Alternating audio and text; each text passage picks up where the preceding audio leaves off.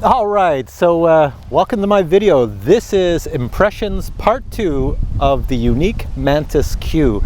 Now, if you haven't seen my first video, first impressions, check it out. I'll put a link below and you can go check that out because it shows you everything that comes in the Mantis box, plus the first flight and everything that I discovered then. In this video, I am just doing my second impressions based on, man, is it ever windy out here?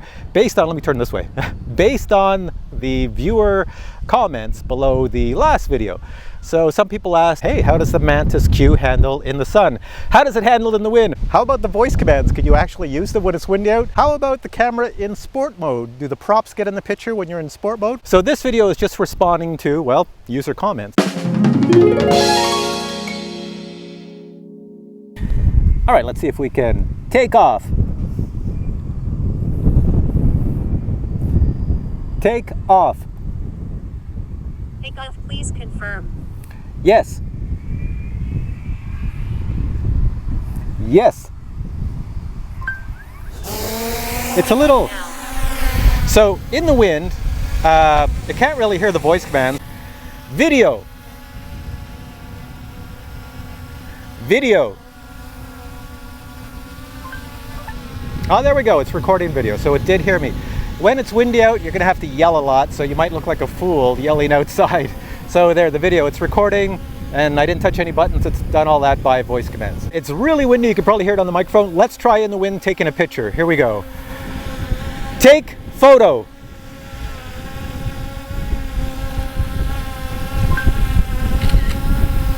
Well, that worked. Let's try that again. Take photo.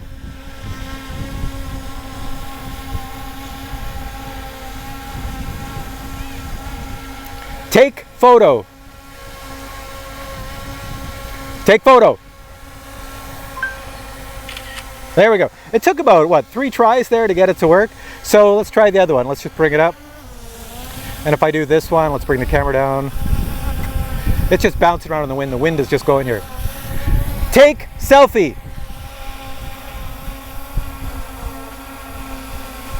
Anything happening?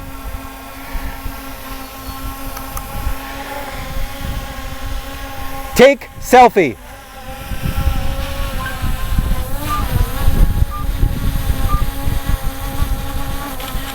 Well, that worked. Okay, so the voice commands work, but it can't be windy and you can't have a lot of noise around it. It depends how good your actual phone is for picking stuff up. Here we go, let's try the landing. Land. Land, please confirm. Yes. Yes. Landing now. Okay.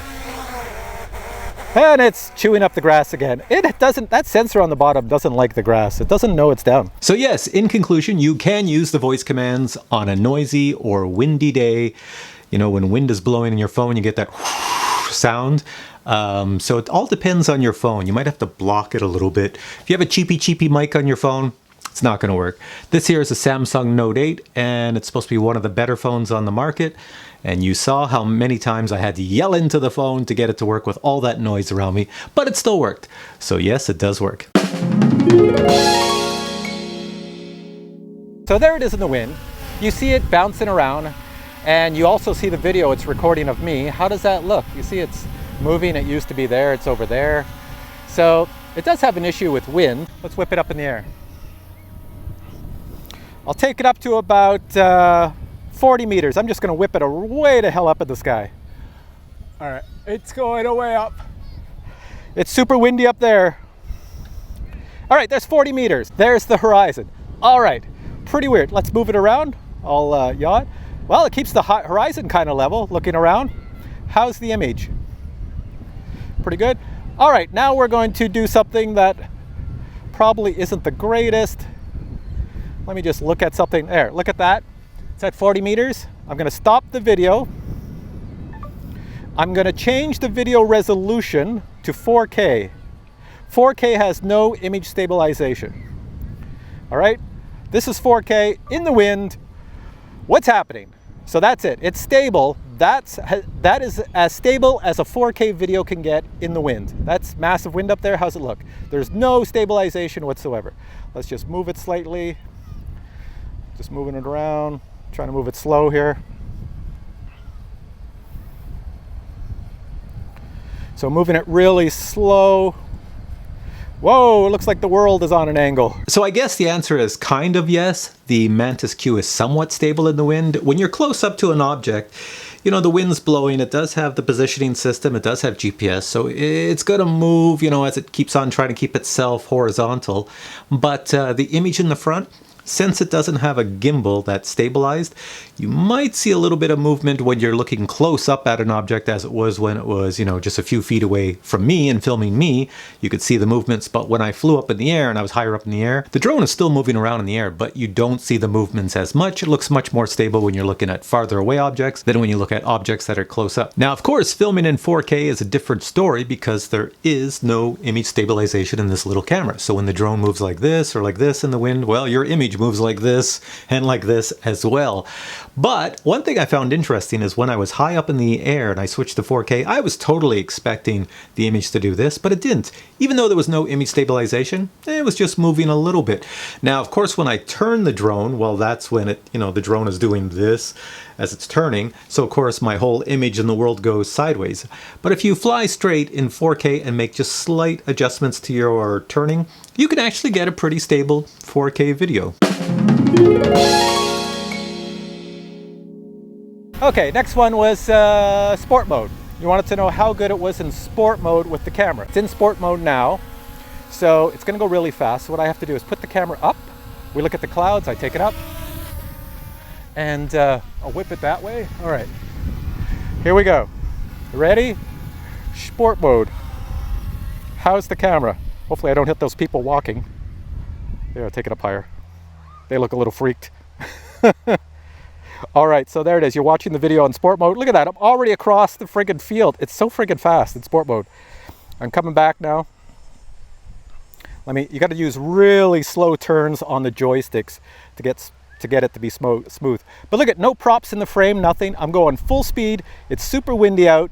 This thing's just whipping across the field. It's coming over me, here we go. All right, that's sport mode. So one of the best features of the Mantis Q is the sport mode. It's extremely fast, and the camera is perfect for sport mode because it can actually look up. The props are not in the frame, and when you fly in sport mode, you're going so fast that with image stabilization, the image looks stable. Of course, until you put the brakes on, then it goes like this and looks up at the sky, or if you turn, you'll get really jerky turning motions, just like you would in sport mode on a DJI product. Now, I didn't show it in this video, but when flying in 4K, where there is no image stabilization, and you fly in sport mode, well, guess what happens? Your image is actually stable because you're going so fast forward with all momentum. The drone is very stable, and your 4K image is actually stable, and you get no props in the frame. So as long as you're moving forward or backwards in 4K, your image is okay. Okay, so next thing was to follow me, right? Let's do that. Here's the controller sitting there. Let's see if it follows me beyond the controller. Are you gonna follow me? It's just sitting there, it's not doing anything. Go this way. And no, it's turned, it's found me. It's just not going anywhere. Come back to the controller, it's sitting exactly where I left it. It thinks it's in watch me. Let me just stop this. Let's go back. I'm just going to pick the follow me one last time. I'll give you one more chance. Follow me, select your target. I'm the target. Got it? Hit go. Put you down. Follow me. Are you coming? Is it working? Oh, it's working now. Now it's following me. It's moved past the controller. Okay, let's go back. Can you go backwards? Can you go backwards? Can you go backwards? Yes, no. Are you going backwards? Ah, it's lost me.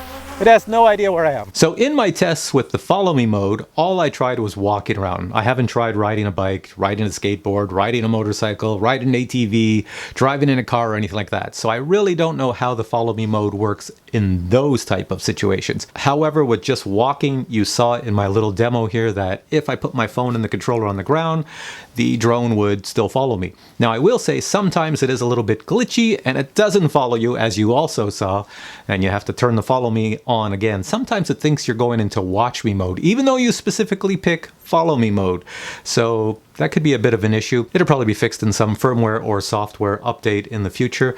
Another thing to note that I did try it walking up a hill to see if the drone would follow me up a hill. It doesn't follow me up a hill. It has no abilities to know that you're going up a hill. It just keeps on flying straight into the hill. And also, as you saw in my demo, I could not get the drone to fly backwards. If you walk towards it, it doesn't seem like it has the ability to fly backwards in any sort of follow me mode. And once again, that feature could easily be added in a future firmware update. Okay, so there's the image of me. I'm recording in 1080p. One thing I forgot to show you last time is the buttons in the front. So you've got a button on one side to take a photo right on the controller. I don't know if you can see it. I'm filming here with the drone itself. That's to take a photo where I'm tapping there. And on this side, that's to take a video. Now you have these little wheels. This wheel on this side, that's for your camera to go down all the way up. You can go way up. So that controls that. And the one on the other side is your exposure value. Just like on a DJI drone, watch this, I'll turn it. So say it's too dark. Say I'm not properly exposed. Watch this when I turn it. Oh, I'm too dark. Let me light myself up here. So I'm changing the exposure value. There, now I'm lighter, but maybe I'm too light. So you have a choice. Is that too bright? You just turn it until you get your exposure just right for what you like. One thing that I do like about this is the fact I can go like this. Put the camera up. I love doing this. Go way to hell down to the ground. Look at the drone. I am like right over it. Oh, let's just go. So for some reason, the bottom sensor on this drone doesn't know that it's low to the ground for some reason. It should just land, but it doesn't. So you can fly it around like that. Look it. And you get these weird images. Forward, it's going under my leg. Not a bad feature. Anyways, I'm sure you can find use for it. Okay. Alright, so what's my conclusion after 5 days of use of the Mantis Q? Well, let me tell you right now. It's not a bad drone. It does do everything that it's advertised to do. Some things it does really well, other things not so well. But, you know, it's new. It's like anything. There's going to be glitches, there's going to be firmware updates, there's going to be software updates, and it can only get better. I think the Achilles heel with this drone is the fact that Yuneec did not add a gimbal to the camera. Certainly, not everybody needs 100% stabilized image quality, but I think with the gimbal on there, it could have raised it a little bit higher to another level, because for the price tag of $499, you do get a lot.